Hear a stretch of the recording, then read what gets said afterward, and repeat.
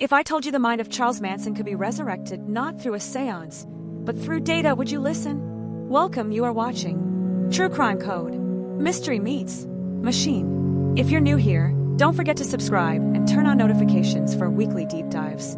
Plus, I'd like you to hit that like button. Let's get into it. I never killed anyone. I didn't have to. They did it for me. This isn't just a story about one of the most infamous cult leaders in American history. This is an experiment. An AI simulation constructed from trial transcripts, jailhouse interviews, psychological evaluations, and the twisted philosophy of a man who manipulated others into committing murder. This is True Crime Code, and today, we ask the impossible question. What would Charles Manson say if we gave him a voice again? Charles Manson was born on November 12, 1934, in Cincinnati, Ohio. His childhood was marred by abandonment, petty crimes, and time in reform schools. He spent more than half his early life behind bars. But when he was released in the late 1960s, he didn't try to fade into society. Instead, he built his own. The Manson Family, as they came to be known, was a loosely organized commune that settled at Spahn Ranch near Los Angeles. There, Manson exerted control over a growing group of followers, mostly young women, who saw him as a spiritual guide, prophet, and messiah. He preached a warped version of peace and revolution, mixing Beatles lyrics, apocalyptic visions, and personal charisma into a dangerous ideology. But under the surface, Manson was planning something far more sinister, a race war he called Helter Skelter. On the night of August 8, 1969, Manson gave the order. 4 of his followers, Tex Watson, Susan Atkins, Patricia Krenwinkel, and Linda Kasabian, were instructed to go to 10050 Cielo Drive, a house in Beverly Hills that once belonged to record producer Terry Melcher, a man who had rejected Manson's music. But Melcher had moved out.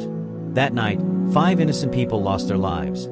Actress Sharon Tate, 8 months pregnant, Jay Sebring, celebrity hairstylist, Abigail Folger, coffee heiress, Wojciech Frykowski, Polish screenwriter, Stephen Parent, a visitor. They were brutally stabbed, shot, and beaten. The next night, Manson joined the group in another murder spree, targeting supermarket executive Leno LaBianca and his wife Rosemary. The crime sent shockwaves across the country. No longer was murder a thing of back alleys and desperation. This was the middle of Hollywood, the center of wealth, fame, safety, and it was shattered. The police were baffled. There were no clear motives, no immediate suspects, and 2 entirely different crime scenes. It wasn't until Susan Atkins bragged about the murders to fellow inmates in jail that the truth began to emerge. Detectives pieced together the connection between the 2 nights, tracked down the participants, and uncovered the twisted teachings of their leader. Court documents revealed how Manson twisted Beatles lyrics, especially from Helter Skelter, into predictions of an impending race war. The trial became a media circus. Manson carved an X into his forehead. His followers followed suit. They sang in unison, interrupted proceedings, and showed terrifying loyalty. On January 25, 1971, Charles Manson was found guilty of first-degree murder and conspiracy to commit murder.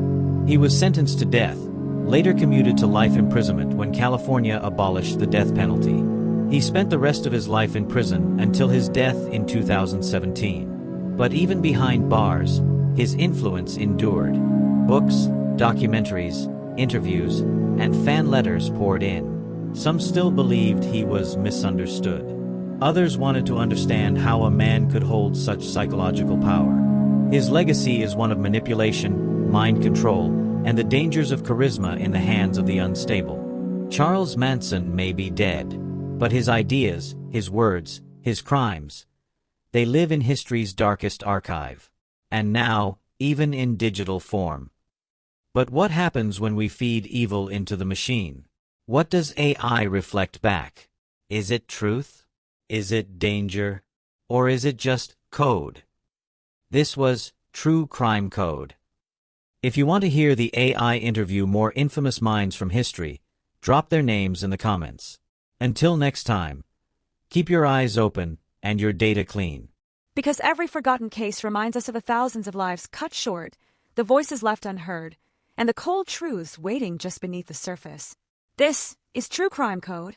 Mystery meets machine. Don't forget to subscribe.